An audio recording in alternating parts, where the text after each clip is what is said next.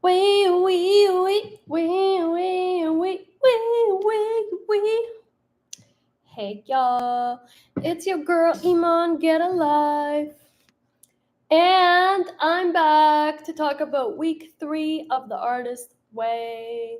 I know that I schedule these lives and then I kind of just go on about my day, go on about my life, and pop back in to tell you what's up.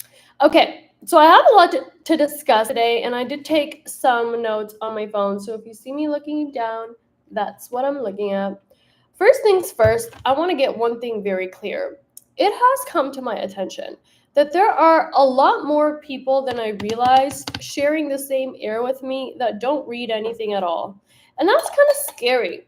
Like, it's really kind of scary. It kind of turns me off from society, from wanting to engage with a lot of people because I'm just like, yo, why do you not read anything? Like, books are out there for you to borrow from the library, information is out there for you to Google. You got to be a learner. You got to be someone who seeks information. And a lot of people are not like that. So lately, I've just been isolating myself and kind of keeping to myself and learning things by myself because that is what thrills me. That is what genuinely gives me life because I like learning new things. I like applying new things. I like expanding my brain. So I'm going to get into what I learned this week. Okay. Week 3. First of all, today's Monday, and I know that I told you guys already that Monday is my artist date day. So every week in this book, part of your tasks is to take yourself on a date and spend at least an hour with yourself.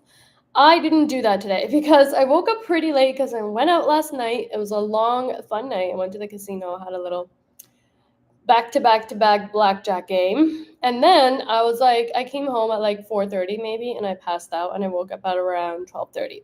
So I had a late start to my day, and I needed to wash my hair. As you can see, it's a fresh hair day. It's looking good. It's looking cute. Okay, so we are 3 weeks into this, but I didn't take myself on a date today. Okay. I will tomorrow, though, probably. Anyways, so part of the tasks is to reflect on your consistency with the morning pages. So I did 5 out of 7 morning pages this week, and the author Julia was also talking about how like the more you do the morning pages, the more boring they get, and I really felt that this week. Like, I didn't mean to skip 2 days. I really was trying to be consistent, but even during the days when I was doing the morning pages, I was like, this is low-key boring. Like, I don't know what to write about. And so she was talking about how that pause while you're on the page not knowing what to write about is actually very helpful. So I'm going to get into some of the screenshots that I took from the book so that I can discuss them with you. So one of the first things she talks about is the concept of serendipity, also known as synchronicity, also known as divine alignment. And I've always been a believer in this because one thing about it is I've always been a doer, right? I always do things. And I realize that the longer that I sit on my ass and not do anything, the less help I get from other people. But as soon as I decide to start helping myself and start taking even one tiny little step towards doing what it is I want to do, suddenly everything aligns perfectly. I find the right person, I get the right opportunity, I got the right DM, I get the right phone call, and I'm like, oh wow, like all I had to literally do was be committed to taking that one little tiny step. Okay. So it was nice for me to see that in the book because I've always been not always, but like I recently learned how to manifest and control your thoughts like a couple years ago. So I've been practicing that, and every time I manifest something that I want in divine perfect timing, I'm like, "Oh wow, like this is real." I prove it to myself. So anyways, that was fun. Okay, so let me tell you the quote that I found in here. So she said, the universe is prodigal in its support. We are miserly in what we accept. All gift horses are looked in the mouth and usually return to sender, which is so funny. We say we are scared by failure, but what frightens us more is the possibility of success. And I think that's so true. I really have had to work on my fear of success. And that's why I'm talking on this live like there's 500,000 people watching when there's no viewers and no commenters.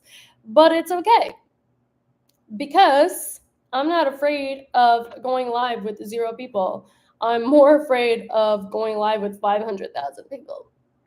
And that's why I'm doing this, because exposure therapy is the best therapy, right? So I'm actually really training myself to not be afraid of the things that I say I want when I get them. That makes me silly. Okay. And then she starts talking about the concept of shame. And I'm going to tell you guys a little story. I already made a little story time about this on my YouTube shorts. But basically, my dad used to be an artist, and he knows that I really love art. And he knows that I got into an art school when I graduated high school. It was in New York. I was going to go. Everything was going to turn out perfectly fine. But because he was afraid of seeing what it looks like to follow your dreams in terms of like me following my dreams, he shamed me into not accepting my application letter, my what do you call it, acceptance letter. Yeah, he essentially convinced me not to go to St. John's University in New York. And that's because he was ashamed of his own abandonment of his creativity, which is kind of sad.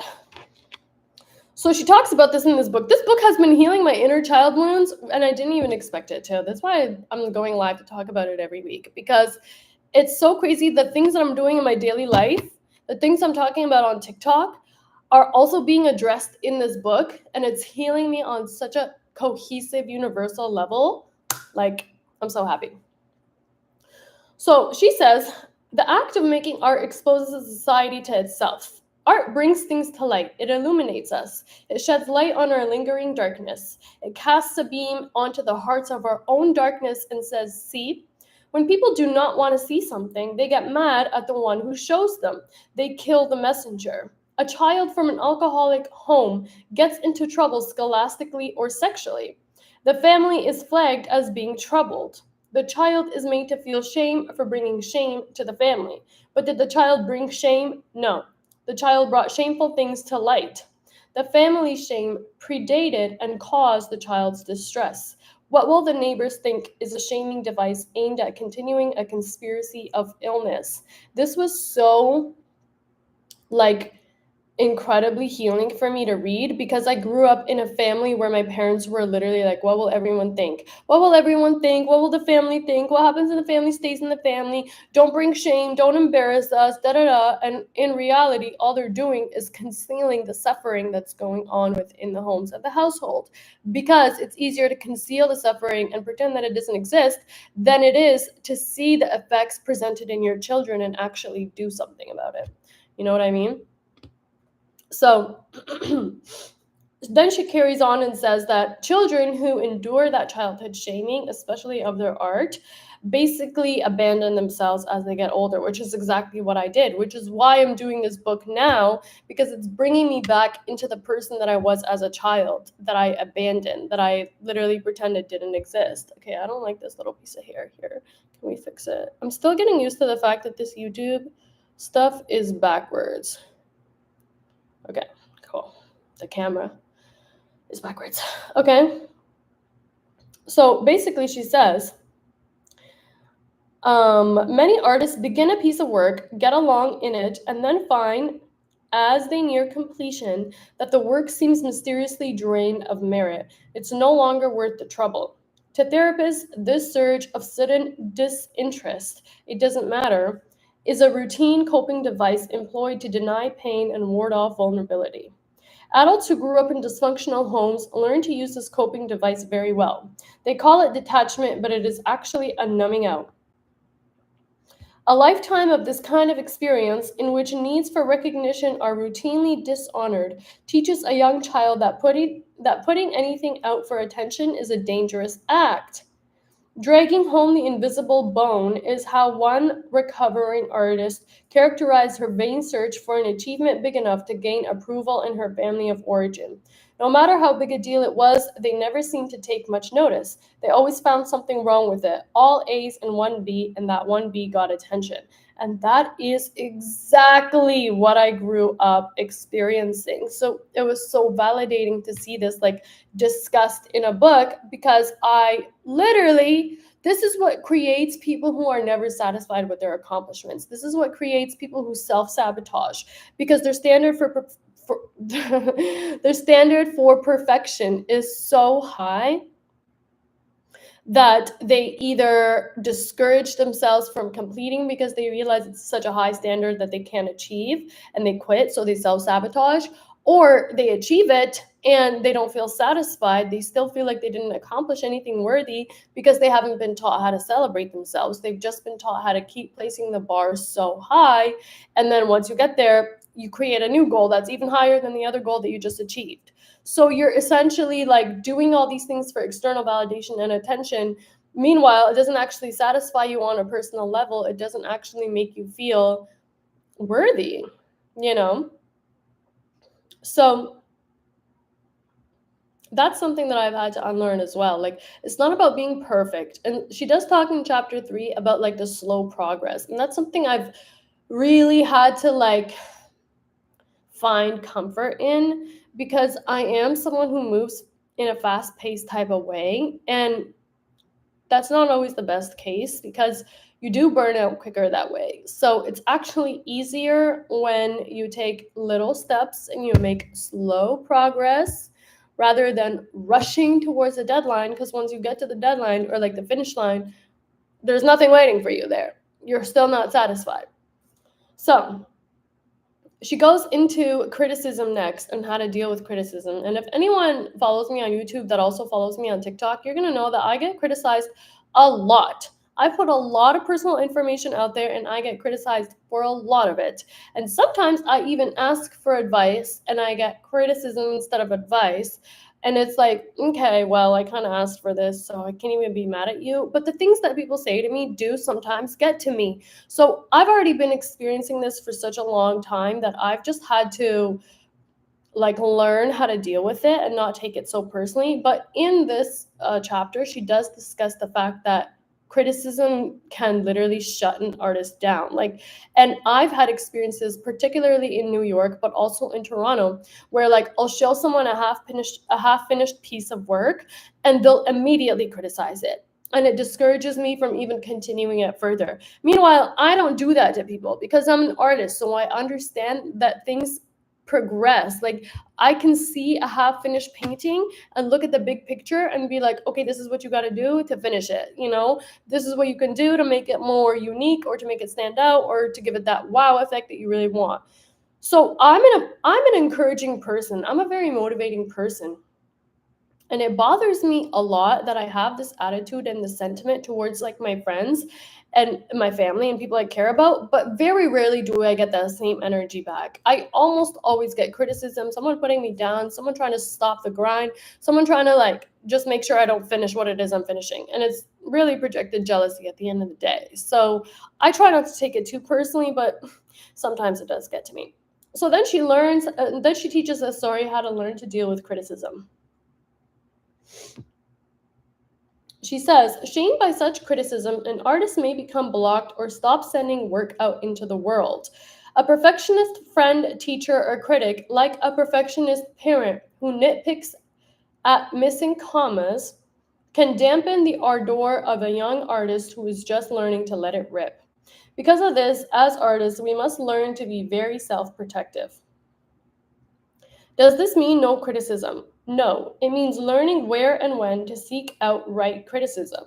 As artists, we must learn when criticism is appropriate and from whom. Not only the source, but the timing is very important here. A first draft is seldom appropriately shown to any but the most gentle and discerning eye. It often takes another artist to see that embryonic work that is trying to sprout. The inexperienced or harsh critical eye, instead of nurturing the shoot of an art into being, may shoot it down instead. Which is basically what I was just saying.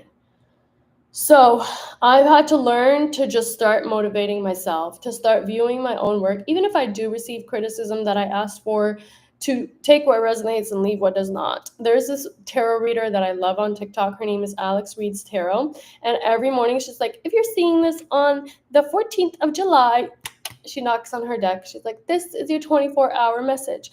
But as always, my love, take what resonates and leave what does not. And she has a British accent, so she does it in a very cute way. So I'm always like, take what resonates and leave what does not. That's like one of my favorite phrases. So yeah, I take what resonates and leave what does not. And so, for example, I just created a video a couple weeks ago where I was like working on a song and I put it out there because I don't have anyone working with me to help me develop the song. So people who record alone know that when you hear the same recording over and over and over again, you stop being able to like pick it apart and see what part of it doesn't sound that great unless you leave it for a while and you come back and you listen to it with a new fresh set of ears. But sometimes we don't have the ability to do that. We want to get the song done, we want to do the recording, whatever. So I figured I would ask my Instagram audience for some feedback, and I got some really good feedback. And I went back into the studio and I applied the feedback, and my song sounds better. So now all I have to do is record the second verse, finish it up with some like double layers and ad-libs and whatever, and then I'm going to make an updated video on Instagram. Yeah. So finally, she talks about growth. And I'm very growth oriented. I'm someone who's always looking to grow. And this is why relationships sometimes don't work with me, because most people who get into relationships are getting into relationships to settle down, not to grow. And so like the first couple months of the relationship will be interesting because we're growing in love, we're learning each other and whatever. And then it starts to get stagnant and slow down. And this is where I sometimes outgrow the partner that I'm dating and end up leaving them, because I'm like, yo, just because you decide to stop growing doesn't mean I'm going to decide to stop growing. I want to keep growing. I want to keep learning. I want to keep doing things. So that's what I'm going to do. And I realized that this is actually a part of my nature. Like, I'm an artist who's focused on growth, so I need to stop denying that about myself. So she says, growth is an erratic forward movement. 2 steps forward, 1 step back. Remember that and be very gentle with yourself. A creative recovery is a healing process. You are capable of great things on Tuesday, but on Wednesday you may slide backward. This is normal. Growth occurs in spurts. You will lie dormant sometimes. Do not be discouraged. Think of it as resting. Very often, a week of insights will be followed by a week of sluggishness. The morning pages will seem pointless. They are not. When you are learning to do what you are learning to do, writing them even when you are tired and they seem dull, is to rest on the page. This is very important. Marathon runners suggest that you log 10 slow miles for every fast one. The same holds true for creativity. In this sense, easy does it is actually a modus operandi. It means easy accomplishes it. If you will hew to a practice of writing 3 pages every morning and doing one kind thing for yourself every day, you will begin to notice a slight lightness of heart. And this is her advice on how to be gentle and diligent with yourself when it comes to growth, because like I said, I'm a very fast learner and I'm also a fast doer, which means I get frustrated with myself when I have like a consistent growth period, but then I slow down and I'm just like, why am I not doing anything? Why am I not like as on top of my shit this week as I was last week? And so this page really validated me because it made me realize, like, it's not a race, girl. It's not a race. What are you racing for? And I've had to really remind myself that, because social media will make it seem like we're all competing with each other, but we have to ask ourselves, competing for what? Competing for what? What's the grand prize? What's the trophy? Death, right? Because once you get there, then what? You just get older, right? So you're basically trying to rush your life so that you can die faster? No, thank you. And this is something that I've struggled with, especially growing up in a capitalistic society, because they will make you feel like when you slow down, when you take rest, when you don't do things for a couple days and you just be a person, that you're lazy, you're incompetent, you're irrelevant, other people are going ahead of you, you're worthless, your work is worthless, everyone's forgotten about you. And it's like, bruh, it's just not realistic for us to constantly place these intense, like, standards on ourselves for production when we're human beings. We're not machines, we're not robots. We're allowed to take breaks, we're allowed to slow down, we're allowed to rest, we're allowed to not judge ourselves by our output. And I've struggled to unlearn that. I've struggled to have new measures of self-worth. I've struggled to not feel like a piece of shit when I'm sleeping in, or when I don't do the dishes right away, or when I, leave all my clothes on the bed or something. Like, I have to really realize, like, yo, at the end of the day, girl, you're just a girl, okay? And I know that, like, I don't mean I'm just a girl, like, I'm just a little girl. No, like, I'm just a human being. I'm just a female human being. I need to just chill sometimes. It's not illegal to do that, you know? So that's it for week 3. I do think that oh yeah, and I started drawing new things on my iPad. I used to really be into like drawing on my iPad and stuff, but lately I've gotten into like abstract drawings on Procreate. I'm just going to show you guys a few of them. So that's one. I don't really know what it is. I just sit there and I just draw what I feel like drawing, and that's 2. Oh, wait, let me turn it this way. It's really neon, so sorry if the color is not right. And that's 3. And yeah, like, again, I don't really know what these paintings represent or anything, but I just know that it's a good way for me to like get that creative energy out of my body. Oh yeah, and you guys want to see the cover to my new single? Oh, come on, girl, stay. Okay, this camera is tripping me out. I can't even figure it out. Okay, so it says Pretty Girls Don't Cry. And the light is shining right on my face. But yeah, it's a picture that my friend took after she did my makeup. And I made the background black and white. And I drew these little thingies on it. And it looks so cute. And it says Pretty Girls Don't Cry. And I'm going to drop it at the end of the month. So yes, that's a little bit on my creative journey, you guys. I shall see you soon next week. Mwah, mwah. Iman, get a life out.